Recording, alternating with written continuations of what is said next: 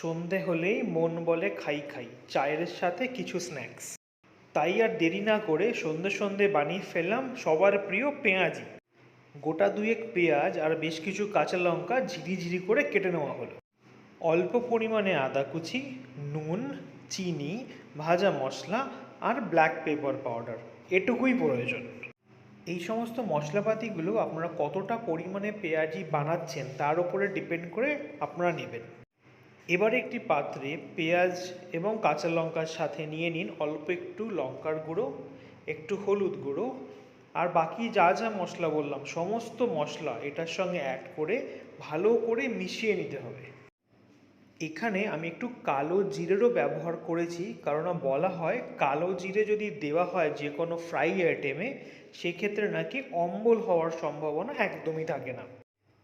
এবার ওই একই পাত্রে নিয়ে নিন পরিমাণ মতন বেসন। বেসনটা অল্প অল্প করে দেবেন আর অল্প অল্প করে মেশাতে থাকবেন যেন প্রচুর বেশি না হয়ে যায়। ভালো করে সমস্ত মশলা মেশানোর পরে অল্প পরিমাণে জল দিন আর ভালো করে মেশাতে থাকুন। জলের পরিমাণ বেশি হয়ে গেলে লিকুইড হয়ে যাবে, আর বেসন যদি বেশি হয়ে যায় খেতে কিন্তু ভালো হবে না। সমস্ত কিছু ভালো করে মেশানোর পরে একটি তাওয়াতে তেল গরম করুন আর গরম গরম পেঁয়াজি খাওয়ার জন্য তৈরি হন। অল্প অল্প করে খুব সাবধানে এক একটি পেঁয়াজি তেলে ছাড়ুন এবং মেক শিওর করবেন যেন এরকম লাল লাল ফ্রাই হয়।